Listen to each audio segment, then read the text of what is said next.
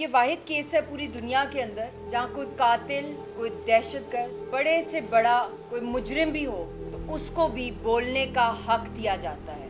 ये वो ब्लैक अदालत है, ये काली कानून है हिंदुस्तान का, जहाँ प्रवीण सिंह जो एडिशनल सेशन जज, जब उसने फैसला लिया तो उसने यासीन साहब को बोलने का हक ही नहीं दिया। क्या ये वजह है कि जब भी किसी कश्मीरी का केस लगता है हिंदुस्तान की दहशतगर्द अदालतों के अंदर तो उसके लॉयर को मार दिया जाता है या उसको अटैक किया जाता है या उसको हरास कर दिया जाता है क्योंकि उसका लॉयर अगर मुसलमान हो और कश्मीरी हो। अफजल गुरु शहीद का सबको केस का पता है। फांसी दे दी गई किस बात पे? इंडियन कॉन्शियंस को सेटिस्फाई करने के लिए। इंडियन पब्लिक को कोई प्रूफ नहीं चाहिए। उनका माहौल बनाया गया कि यासीन मलिक को हमेशा हमेशा के लिए टेररिस्ट डिक्लेयर करना है। मैं कश्मीरी कौम को आज मैसेज देती हूँ, मैं सिर्फ यासीन साहब की बीवी नहीं हूँ, ये बेटी नहीं है यासीन साहब की। आप सब मेरे बहन भाई जितनों ने नजराने दिए कश्मीरी कौम के लिए हम कभी नहीं भूलेंगे और हम आइंदा भी देंगे। हम हुसैनी काफिले में से हैं। हम इस दौर के यजीद का मुकाबला करें और हम निहत्ते हैं। और इस दौर का जो सबसे बड़ा यजीद और बदतरीन हिटलर है मोदी है, उसको सबसे आगे फोर फ्रंट पे टक्कर किसने दी? कश्मीरी हुर्रियत रहनुमा ने। यासीन साहब की जो आखिरी प्रेस कॉन्फ्रेंस थी उसमें उन्होंने कहा मैं खुद आ रहा हूँ, तिहाड़ के दरवाजे खोलो, मैं मौत के मुंह में खुद आऊंगा।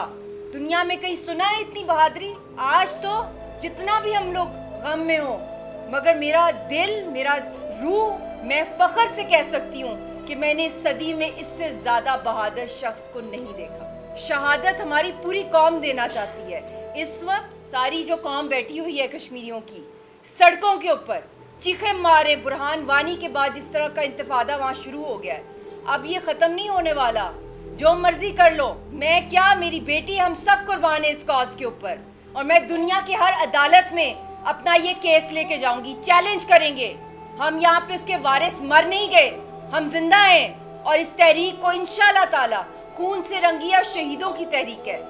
यासीन साहब ने जो अलम उठाया हुआ है ये सिर्फ वो अकेले नहीं है, हर लड़का, हर बच्चा, हर कोई यासीन मलिक है, हर कोई हुर्रियत के साथ है, हर कोई आज़ादी मांगता है। और यही हमारा जुर्म है कि जितने भी मुकदमे डाल दें, जितनी भी बड़ी लिस्ट ले आए दहशतगर्दी की।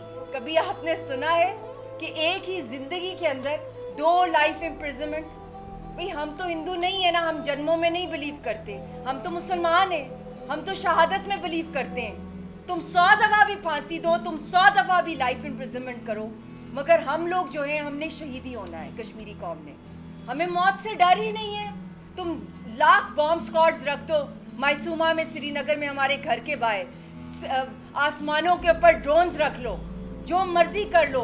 कोर्ट हेयरिंग के दौरान हजारों की तादाद में आर्मी और पुलिस को डिप्लॉय कर लो, इससे हम डरने वाले नहीं है। वो एक शख्स मौत के मुंह में खड़ा हुआ है और वो कह रहा है जो मर्जी करना है। और जो उन्होंने कन्फेशन की है, अब वक्त है कि हम सब निकल जाएं, हम सड़कों पे निकले, हम एहतजाज करें, हर बंदा, हर बच्चा तोड़े इन जंजीरों को। और हो रहा है। 3 घंटे ऑर्डर डिले इसलिए हुआ क्योंकि सारे कश्मीर में आग लग गई है और ये समझते हैं कि ये एक दिन है, अब तो इसमें कोई एंड ही नहीं है। हमारी आज़ादी का वक्त बहुत करीब है। हम सब लोगों ने इस वक्त कफन बांधे हुए हैं और हिंदुस्तान का जो घिनौना चेहरा है पूरी दुनिया के सामने हमने दिखाना है। रिजेक्ट करती हूँ मैं, हम सब रिजेक्ट करते हैं, हम रिफ्यूट करते हैं। जो भी कोई फैसला ले लें हम तैयार हैं, हमें किसी इस चीज़ से डर नहीं लगता। और इंशाल्लाह ताला मैं ये इंटरनेशनल अदालतों में लेके जाऊँगी as a Pakistani citizen also. मेरी बेटी भी पाकिस्तानी सिटीज़न है, बेशक हम कश्मीरी हैं मगर हमारे पास पाकिस्तानी पासपोर्ट है। मैं पूरी दुनिया में जाऊँगी, किसी कश्मीरी रहनुमा के पास पासपोर्ट नहीं है जिनको जेलों में बंद किया, चाहे वो आसिया अंद्राबी हो, शबीर शाह हो, चाहे वो कोई और हो।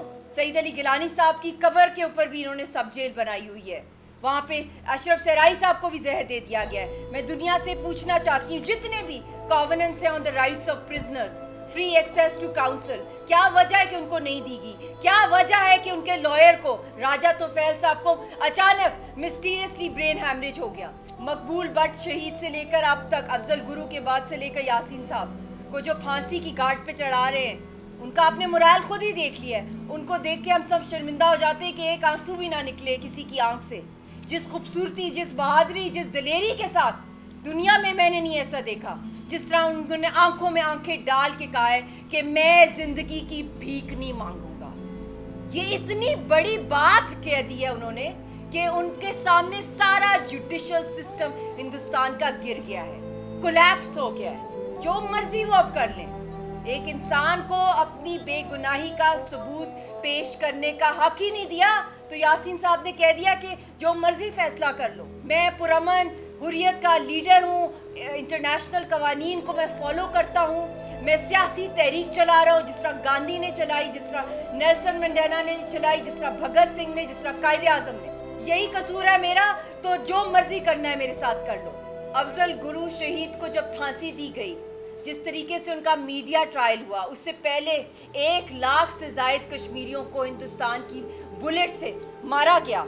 और अब यासीन साहब जो उनका लेटेस्ट निशान है, उनका पूरा प्लान है कि एक यासीन साहब के बाद इन्होंने सारी जो रिमेनिंग हुर्रियत की क़यादत है उनको एलिमिनेट करना है। मैं सिर्फ यासीन साहब की वाइफ नहीं हूँ कि मैं रोती रहूँ। अब मैंने वो जंग लड़नी है कश्मीरी कौम के लिए कि दुनिया देखेगी, और इंशाल्लाह ताला दुनिया के एक कोने तक मैंने जाना है।